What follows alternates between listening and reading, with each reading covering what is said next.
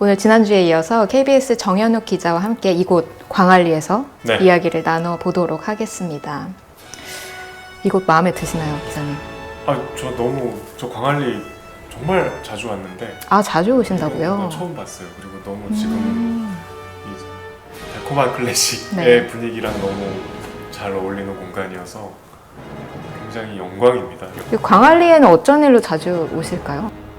아니 뭐 별다른 이유가 아니고요. 저희 아버님이 여기 근처에 오래 사셨고 그리고 제가 이제 저희 큰 할아버지 큰아버지 큰 집이 부산이어서 뭐 고향은 아니지만 왜냐면 또 가족들 모이면 다 부산 말 쓰시니까 저는 고향이라고 생각하고 싶은데 부산 분들이 인정을 안 해주시죠. 근데 이제 아무튼 광안리는 또 뭐 청취자분들 다 뭐 잘 너무 친숙한 공간이지만 부산에서도 제일 이 클래식 채널에서 이런 말 해도 되나요? 제일 놀기 좋은 곳인 것 같아요. 그러니까 또 음악 얘기를 바로 시작을 해보도록 할 텐데요. 네. 예, 저희 이제 아버지가 신문 기자 생활을 하셨어요. 예. 이전에는 지금은 그렇지 않지만 지금은 이제 워낙 국내에도 대형 기획사들이 많지만 예전에는 이제 큰 신문사들이 공연을 많이 주최를 했어요. 그래서 저희 아버지가 계신 그 신문사에서 주최하는 공연이 있으면 이제 티켓이 생기는 거죠. 초대권이. 특히 저희 아버지가 이제 음악 잡지, 신문사에서 발행하는 음악 잡지에 한동안 계셨기 때문에 그러니까 이제 아버지 따라서 공연을 여러 번 갔고 또 이제 샘플 CD를 많이 집으로 보내더라고요. 그럼 이제 아무도 안 듣는 걸 제가 이제 듣고 어릴 때 그렇게 이제 클래식에 자연스럽게 노출이 돼서 좋아하다가 제가 이제 정확한 그 연주자는 기억이 안 나는데 제 나이는 기억합니다. 제가 9살 때 제가 태어나서 처음으로 서울의 예술의 전당을 이제 그때 갔어요. 그것도 제가 왜 기억을 하냐면 저는 그때 경기도에 살고 있었는데 그 제 나이 때에 지금 서울 강남까지 외출을 한다는 게 되게 큰일이었거든요. 그래서 아버지랑 그때 공연을 모차르트 곡을 전문으로 하는 오케스트라의 공연을 봤는데 제 기억에 오스트리아에서 온 오케스트라였는데 의상을 모차르트 시대 의상으로 다 입고서 한 공연이었어요. 그래서 그 공연이 너무 강렬하게 기억이 남아서 아까 말씀드린 여러 가지 그 환경과 그 공연? 그래서 좋아했던 것 같아요. 그 공연에서의 지휘자가 너무 멋있었고 그래서 그 뒤로 제가 이제 공연을 갈 때마다 지휘자를 눈여겨봤었고 또 그때 한참 이제 많은 분들이 지휘를 꿈꾸는데 동기가 됐던 그 버언스타인의 청소년음악회가 EBS에서 매주 일요일에 했었거든요. 그것도 영향을 있었고 그래서 여러 가지로 지휘자를 선망한 어릴 때는 뭐 뭐든지 꿈꿔도 되니까요. 그래서 지휘자가 돼야지 10대 때는 그래서 음악 공부를 좀 했었어요. 그러니까 댓글 읽어주는 기자들 안에 책 읽어주는 기자들이라고 있습니다. 2021년부터 저희 뭐 혹시 보셨을지 모르겠어요, 청취자분들께서. 그때 제가 문화부에 있으면서 우리 뉴스에서 KBS 뉴스에서 우리 시대의 소설이란 코너를 10개월 정도 했습니다. 한국 평론가협회랑 이제 생존 작가들의 작품 50편을 선정해서 매주 한 편씩 이제 소개를 하는 코너였는데, 그러니까 이제 뉴스에 쉽게 얘기하면은 소설가와 소설에 관한 이야기가 매주 한 5분 정도 길게 나오는 거죠. 그거를 방송 뉴스로만 소화하기는 좀 아쉬워서 댓글 읽어주는 기자들이 지난주 말씀드렸지만 뉴스 뒷얘기를 하는 유튜브이기 때문에 같이 진행하는 김기아 기자가 또 책을 좋아하기 때문에 이 소설을 또 따로 우리가 다뤄보자 해서 이제 그 뉴스랑 같이 유튜브로 소설가들의 책을 소개하고 지금은 이제 계속 하고 있는데 그때 그 50편 다 끝났고요. 지금은 이제 지금 유행하는 다른 책들 하고 있습니다. 그때 이제 아까 말씀드린 50편의 소설 중에 이제 당연히 한강에 소년이 온다라는 작품이 있었어요. 사실 이것도 뒷이야기인데 그 선정된 평론가들이 선정한 한강의 대표작은 채식주의자였어요. 근데 이제 한강 작가가 자기 작품을 바꿔달라. 나는 소년이 온다를 이야기하고 싶다. 작품을 그때 바꿨습니다. 그래서 한강에 소년이 온다라는 작품을 이제 소개를 해야 되는데 언론에서 많이 이제 5.18을 다룬 문학들을 소개할 때 가장 많이 언급되는 소설 중에 하나죠. 그리고 읽어보신 분들은 뭐 공감하시겠지만 이 소년이 온다는 굉장히 감정적인 울림이 큰 소설이에요. 쉽게 말씀드리면 너무나 슬프고 또 그 슬픔이 좀 힘들게 슬픈, 이제 고 문제학 열사라고 하죠. 당시에 고등학생이었는데 5.18 과정에서 목숨을 잃었던 소년이 온다의 소년이 그 문제학 열사인데, 다른 소설보다 훨씬 좀 감정적으로 여러 가지 진폭이 큰 작품이라, 저희가 아무리 이제 소설을 다루지만 어쨌든 뉴스니까 뉴스의 문법은 좀 건조하고 감정을 배제한, 특히 이제 저희 KBS 뉴스는 공영방송 뉴스이기 때문에 아주 절제된 언어로 소개를 하는데, 제가 그때 한강 소설은 좀 달리 접근하고 싶었어요. 그리고 이제 그렇다고 해서 기자인 제가 그 슬픔을 막 격정적으로 표현할 수는 없으니, 이제 그 소설이 담고 있는 정말 고통스러운 슬픔을 표현할 수 있는 음악을 같이 소개를 해야겠다. 그래서 이제 음악에 대한 고민을 많이 했는데, 그렇다고 해서 음악이 슬프기만 해서는 안 되고, 소설의 분위기상 슬프면서 아름다워야 되고, 또 아름다우면서도 뭔가 좀 상실감이 느껴지거나 뭐 그리움이 느껴지거나 혹은 막 미안함이 느껴지거나 이런 복합적인 감정이 가진 음악이 뭐가 있을까 찾다가 이제 여러 곡을 후보에 올려서 정말 여러 번 이제 들어봤는데, 당시 엘가의 그 수수께끼 변주곡 중에 님로드였죠. 그 곡이 소설의 톤과 제가 느끼기로는 가장 잘 어울리는 음악인 것 같아서 다소 좀 격정적인 부분도 없지 않습니다만 그 음악을 사용하게 됐습니다. 엘가 선생님께서 허락을 못 받아서 기자 3명이 돌아가면서 했거든요. 50편의 소설을. 저희가 50편 중에 40편을 방송했는데 이제 각자 음악에 대한 뭐 생각이 다르지만, 그쵸. 저는 제가 한 리포트는 다 무조건 클래식, 그리고 가급적 그냥 처음부터 끝까지 그냥 쭉 트는 그 형식을 제가 고수했어요. 그러니까 각 소설마다 어울리는 클래식 음악이 클래식 이상의 다른 음악이 없다고 생각을 해서, 음악의 종류는 다 작곡가나 뭐 시대는 다 달랐지만 전부 다 클래식 음악을 사용했습니다. 이제 5월하고 또 5.18 말씀을 주셨으니까 어떤 분들은 지금 듣다가 아니 뭐 클래식 방송에서 갑자기 왜 5.18 얘기요? 이렇게 당황하실 수도 있을 것 같은데, 이게 어쨌든 이걸 5.18을 역사라고 보기보다는 거대한 슬픔, 비극으로 봤을 때 그런 감정들을 담아낸 음악들을 찾게 되잖아요. 특히 이제 위로가 필요한 분들도 있고, 내가 당사자가 아니어도 그 슬픔에 공감하고 싶은 분들도 계시고, 제가 소개해드린 아까 엘가의 님로드는 뭐 다양한 상황에서 굉장히 그 슬픔을 아름답게 표현한 음악이었고요.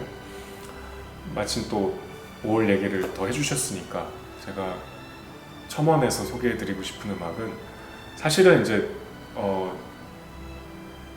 광주와 5.18을 뭐 본격적으로 다룬 다른 소설이 또 있습니다. 네, 어떤 소설일까요? 정찬 작가의 슬픔의 노래라는 소설인데요. 그 아까 저희 어릴 때 음악 티켓을 많이 구해다 주신 그 아버님이 바로 그분이 정찬 작가신데요. 지금은 이제 전업 소설가지만 이제 기자랑 소설을 뭐 병행하실 시절이 있었어요, 젊으셨을 때. 근데 이제 저희 아버님 소설이기도 하지만 제가 객관적으로 평가하기는 어려운 상황이 그 관계지만, 광주를 다룬 제가 제일 좋아하는 소설은 사실 저희 아버지의 대표작이라고 할 수 있는 슬픔의 노래예요. 근데 그 슬픔의 노래는 소설의 제목이기도 하고 또 클래식 음악 제목이기도 합니다. 폴란드 작곡가 헨리 고레츠키의 교향곡 3번인데, 이거는 사실은 뭐 클래식에 아무런 지식이나 뭐 준비가 안 된 분들이 그냥 들어도 이 슬픔의 깊이가 너무 어마어마해서, 이게 좀 예민하신 분들, 감정적으로 뭔가 이렇게 좀 쉽게 이렇게 슬픔을 느끼시는 분들, 이 함부로 들으시면 위험한 음악이라고 생각해요. 너무 슬픔의 정말 끝, 정말 극단적인 고통, 상실의 고통이겠죠. 그 감정을 표현한, 직설적으로 표현한, 특히 1악장이 굉장히 길거든요. 네. 30분 가까이 되는 음악인데 한번 좀 들어보셨으면. 너무 클래식 음악으로 기쁨과 뭐 행복을 찾는 것도 중요하지만 다른 음악이 담을 수 없는 슬픔의 깊이도 클래식 음악에 있기 때문에 특히 이제 현대음악 작곡가 중에 잘 모르셨을 수도 있는 고레츠키 음악을 한번 같이 소개해드리고 싶습니다. 그 소설에서 보면 슬픔의 강을 어떻게 건너는가, 스스로 강이 돼야 된다. 사실 뭔 얘기요? 할 수 있잖아요. 그러니까 그 슬픔 자체 속으로 들어간 수밖에 없다. 뭐 그런 이제 지극히 아주 예술 지상주의. 그러니까 그게 현실에서는 좀 추상적으로 들리죠. 그러니까 5.18도 그렇고 이게 이제 최근에 다시 정치적인 현안이 되고 심지어 이제 여기에 대한 폄하도 더 심해지고 이런 상황에서 저는 그런 음악이나 소설이 좀 다시 널리 알려졌으면 좋겠어요. 많이 있었는데요. 그러니까 4.3을 제가 처음 공부하게 됐을 때부터 좀 충격적이었고 본격적으로 4.3에 대해서 감정이입을 하게 된 건 아까 말씀드린 우리 시대의 소설에 사실 기자들끼리 우리 시대의 소설에서 과연 첫 작품을 무엇으로 할 것인가가 아주 관건이었거든요. 그래서 제가 그때 이 기획을 주도해서 시작을 했었는데 저의 처음부터 주장은 현기영 소설가의 순이 삼촌을 가장 처음에 소개해야 된다였어요. 공교롭게도 우리 시대 소설을 시작한 게 2021년 5월이었으니까요. 네. 2년 전에 네. 딱 요맘때 시작을 했는데 저는 이제 4.3에 대해서 관심이 있었고 현기영 선생의 순이 삼촌을 알고 있었고 현기영이라는 작가가 4.3을 평생 4.3에 천착했다는 것까지는 알고 있었는데 이제 작가 선생님하고 제주 동행 취재를 이제 1박 2일 하면서 41년생이시니까 이제 2년 전이었어도 이제 80이셨죠. 굉장히 건강하시고 네. 정정하시거든요. 술도 잘 드시고. 근데 그 분이 평생 그 4.3을 소설가로서 이를테면 이런 겁니다. 순이 삼촌이 1978년에 발표가 됐는데 작가가 37살 때래요. 그때만 해도 이제 군사정권 때라서 4.3을 이렇게 언급하고 다루기만 해도 고초를 겪어야 네. 되는데 한번 생각을 해보세요. 내가 이 소설을 쓰면 난 잡혀간다 라고 했을 때 그 소설을 쓸 수 있는 용기, 그리고 실제로 잡혀가셨어요. 그래서 손을 보여주, 손 한 손가락이 그 고문 후유증으로 이렇게 꺾여 있어요. 근데 이제 그거는 뭐 사실은 현기영 선생의 어떤 인생을 공부하면은 그냥 사례에 불과하고 본인이 4.3을 소설로 쓰기 위해서 그 고향 제주에서 4.3을 언급하길 두려워하는 그 당사자들을 취재하면서 막 설득하고 같이 울고 그런 인생 역정을 이제 들으면서 뭔가 이게 그냥 설명할 수 없이 그 정서적으로 그 선생님에 대해서 굉장히 감정이입이 됐고 저 자신도 이제 그 4.3에 대해서 더 좀 알아야겠다 이런 사명감이 알려야겠다는 사명감까지 제가 그때 이제 마침 뉴스를 진행하고 있을 때다 네. 제 마음대로 우리 소설 50편 중에 1등 가장 먼저 알아야 될 소설은 이거다. 제가 제 특권으로 얘기를 했죠. 그래서 이제 현경 선생님도 굉장히 그 다시 순이 삼촌이 잊혀진 소설인 줄 알았는데 뉴스에서 다뤄줘서 고맙다고 하셨고 다음 그 리포트가 나간 다음 날 창비에서 연락이 왔어요. 이게 지금 재고가 다 떨어졌다고. 선생님한테도 굉장히 좋은 소식이었죠. 그걸 계기로 이제 제가 4.3을 조금 더 본격적으로 취재도 하고 유튜브에서 이제 댓글 읽어주는 기자들에서 네. 많이 언급을 하는데 이제 음악 얘기를 해야 되죠. 이게 음악 방송이니까. 4.3 하면은 저는 아까 5.18하고 달리 4.3은 정말 이렇게 압도적인 비극이거든요. 제주 인구의 10분의 1이 그때 목숨을 잃었는데 여러분 한번 생각해 보십시오. 제주 우리한테는 지금 힐링의 공간이잖아요. 아주 대한민국의 가장 아름다운 휴양지고 비행기가 착륙하는 그 공항에서도 학살이 있었고 지금도 유골이 묻혀 있어요. 근데 워낙 비행기가 이착륙을 많이 하다 보니까 발굴 작업을 할 수가 없어서 가족들이 거기 묻혀 있는데도 다가갈 수 없는 그런 섬이에요. 제주 인구의 10분의 1이 그때 목숨을 잃었고 정말 참혹하게 그냥 아이들 또 부녀자들이 목숨을 잃었고 그냥 그 자체로 굉장히 그 인류의 어떤 인간의 본성에 대해서 생각할 수밖에 없는 참혹한 역사적 사건이었는데 이제 역시 그걸 다룬 소설을 제가 소개할 때 아까 한강 소설처럼 어떤 음악을 써야 할까. 근데 이거는 아까 말씀드린 그 소년이 온다보다는 절제된 슬픔이어야 한다고 생각했어요. 더 오랜 시간이 흘렀고 뭔가 그 소설도 슬픔을 아주 담담하게 그리고 있거든요. 그래서 더 슬픈 우리가 막 통곡을 하고 뭔가 이렇게 깊이 막 감정적으로 들어가는 것도 물론 슬프지만 이 말로 표현하기 어려운 슬픔을 담담하게 얘기할 때 더 슬플 수 있잖아요. 그리고 그게 아름다운 선율로 그리고 내용도 뭔가 추모의 내용을 담고 있고 이걸 다 충족시키는 음악을 찾다가 이제 가브리엘 포레의 레퀴엠에서 가장 유명한 피해 예수를 그때 고르게 됐습니다. 이들에게 안식을 주소서 하는 가사가 계속 반복되거든요. 정말 저는 뭐 가브리엘 포레가 4.3을 염두에 두고 작곡을 했을 리 없지만 절묘하게 어울리는 곡이라고 생각했어요. 이게 뭐 얘기를 하다 보니까 이렇게 막 떠오르는 일화들도 있고 또 뭔가 이렇게 공감을 했으면 하고 말씀드리는 내용들도 있었고 이런 이야기가 혹시 더 듣고 싶은 분들이 있다면 그래서 만약에 불러주신다면 저는 언제든 또 기회를 만들어 주시면 또 인사를 드렸으면 합니다. 저는 이런 이야기를 과연 어디 가서 할 수 있을까 싶어요. 제가 지금 몸담고 있는 KBS가 사실 클래식 채널이 제일 많은 방송이긴 하지만 이게 또 음악과 연관된 수많은 주제가 있고 음악 자체가 인문학과 뗄래야 뗄 수가 없는데 그러니까 저는 오늘 그냥 기자로서 가볍게 말씀을 드린 거고요.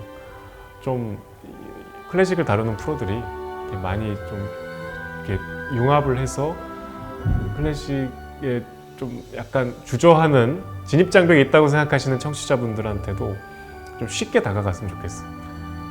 음악 뭔가 이렇게 제 친한 친구가 클래식은 해골 음악이라 그러거든요.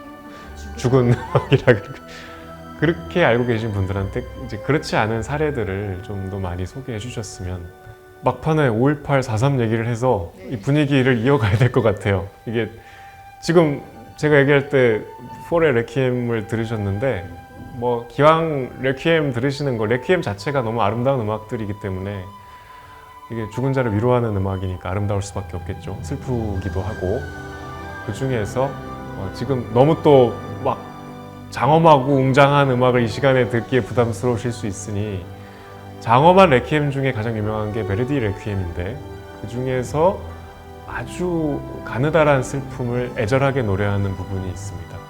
라크리모사라고 눈물의 날리는 음악인데 쉽게 공감하실 수 있을 것 같아서 마지막으로 소개해드리겠습니다.